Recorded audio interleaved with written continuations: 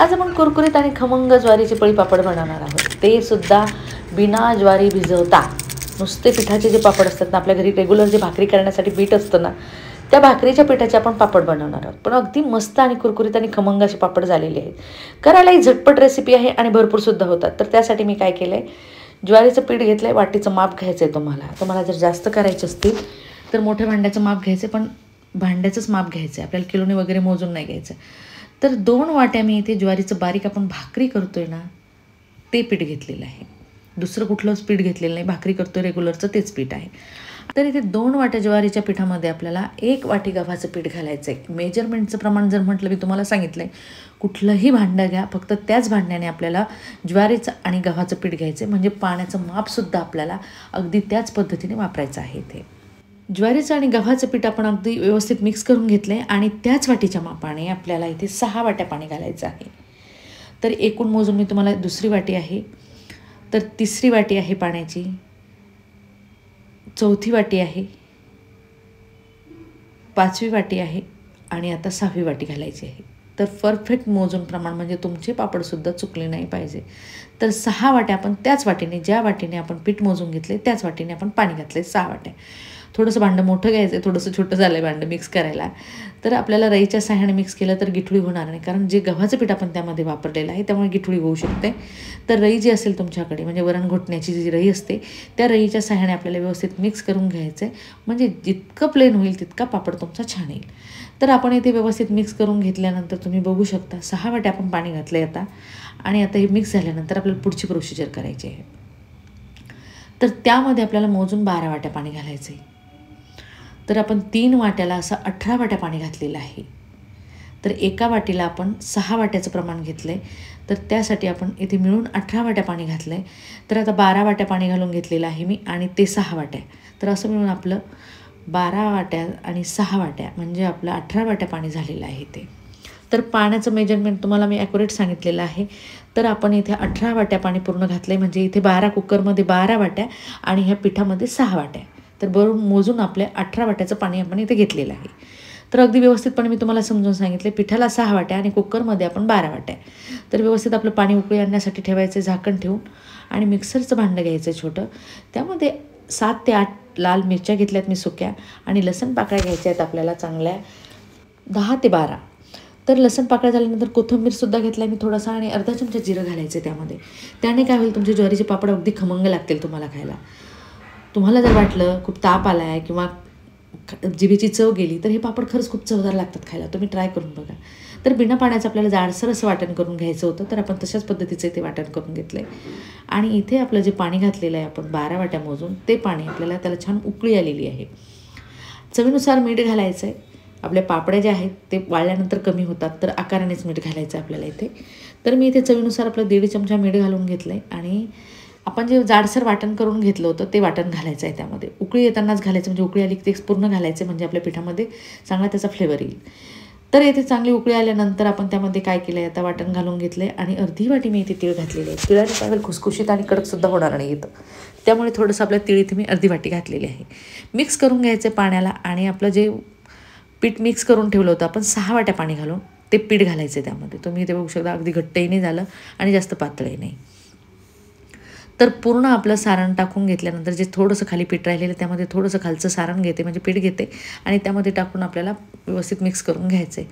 आणि हो, गॅस येथे मिडियम ठेवायचा आणि फुल जर असेल तुमचा गॅस केलेला, तुम्हाला असं वाटलं की लवकर करून घ्यायचं आहे, तर गॅस फुल केला, म्हणजे फुल केल्यानंतर काय करायचं, फक्त रईच्या साह्याने आपल्याला एकसारखं त्याला घोटत राहायचं आहे. नाहीतर काय होईल, हे पीठ एकदम खाली जर बसलं तर बुडाला जर लागलं तर पूर्ण पापड्याला आपल्या वास लागून जाईल करपट.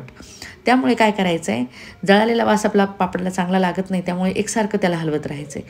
आणि शिजताना याला 30 ते 45 मिनटं ॲक्युरेट लागतात आपल्याला, तोपर्यंत आपलं सारण शिजत नाही.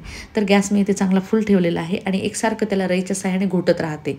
म्हणजे काय होईल, तुमचं जे सारण आहे घोटताना अगदी व्यवस्थित शिजलं जाईल.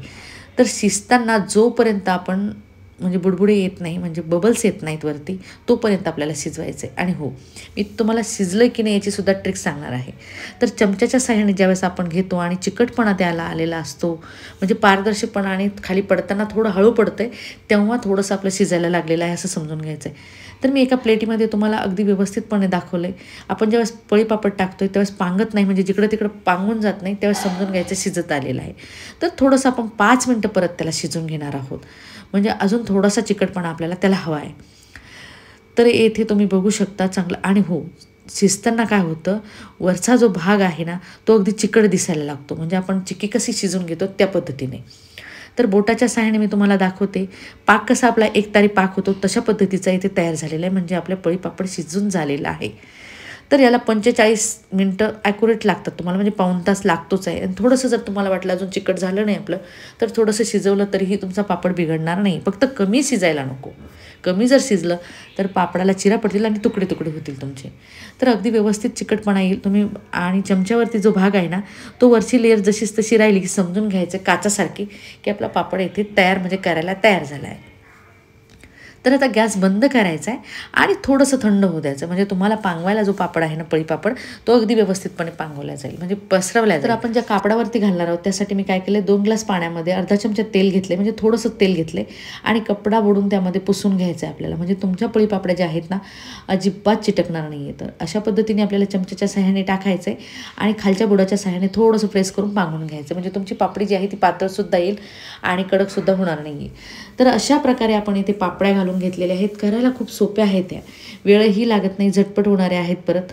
तर अशा पद्धतीने आपण इथे पापड्या करून घेतलेल्या. आणि 3 वाट्यामध्ये भरपूर झाल्या, तर थोडं मोठी वाटी जर घेतली ना तुम्ही, म्हणजे पूर्ण एका पिठाचं जर 1 किलोचं माप करून घेतलं तर 1 किलोमध्ये भरपूर तुमच्या 1 डबा भरून पापड्या होतील. तर घरातच घालून घेतलेल्या होत्या मी, थोड्याशा सुकून झाल्यात, उलट करून घ्यायच्यात आणि थोड्याशा उलट करून झाल्यानंतर बाहेर उन्हात वाळू घालायच्या. उन्हात वाळू घातल्यानंतर तुम्ही इथे बघू शकता 2 दिवसात आपल्या चांगल्या पळीपापड्या वाळून झालेल्या आहेत आणि वाळायला खूप सोप्या आहेत त्या, म्हणजे आपल्याला काढायची गरज पडत नाही, काही चिटकत नाही, तुटत नाही. फक्त शिजताना जे आहे ते अगदी मी तुम्हाला सांगितले तशा पद्धतीने शिजून घ्यायचं आणि पाण्याचं माप ॲक्युरेट ठेवायचं, कमी किंवा जास्तसुद्धा वापरायचं नाही आहे. तर तेल आपण इथे आपलं तयार झाल्यानंतर पापड्या चांगल्या खमंग वाळून झाल्यानंतर तेल तापायला ठेवलेलं होतं, त्या कढईमध्ये पापडी टाकायची आहे आणि लगेच वरती घ्यायची आहे, पटकन तळते परत. आणि हो, आपण जे हिरवी मिरची जी घातलेली आहे तीळसुद्धा घातलेली, त्याने काय होतं पापडाला चव अगदी मस्त येते. तर इथे तुम्ही बघू शकता मस्त आपले खमंग पापड तळून झालेत आणि पापड्या ज्या आहेत तुम्हाला भाजूनसुद्धा खाता येईल किंवा तशासुद्धा खाता येईल. पण तशापेक्षा काय होतं, हे तेलसुद्धा पित नाहीत. तुम्ही तळून जर ठेवल्या 2-3 दिवसाच्या अगोदर तळून ठेवल्या आणि दररोज 1-1 पापडी जरी खायला घेतली तर चवीला खूप जेवणासोबत चवच वाढवेल तुमची. अशी खमंग आणि रुचकर पापडी झालेली आहे. पीठ तर सगळ्याच्याच घरामध्ये असतं. तर आजच मी म्हणते, जेव्हा तुम्ही व्हिडिओ बघाल तेव्हा तुम्ही करून बघा, नक्कीच ट्राय करून बघा. घरामध्ये घातल्या तरी काही प्रॉब्लेम नाही, फक्त शिजण्याचं तुमचं व्यवस्थित ॲक्युरेट माप आणि शिजण्याची पद्धत व्यवस्थित जर असली आणि मी तुम्हाला ती सांगितलीसुद्धा व्यवस्थित आहे, तर अगदी परफेक्ट मापासहित आणि प्रमाणासहित तुम्हाला मी इथे पापडी सांगितलेली आहे. तर नक्कीच ट्राय करून बघा. आणि तुम्हाला जरी पापडी आवडली असेल आणि तुम्ही माझ्या चॅनलवर नवीन असाल तर माझ्या चॅनलला सबस्क्राईब, लाईक, शेअर, कमेंट करायला विसरू नका. तर चला भेटूया अशा सोप्या आणि झटपट होणाऱ्या रेसिपीसोबत. तोपर्यंत बाय बाय.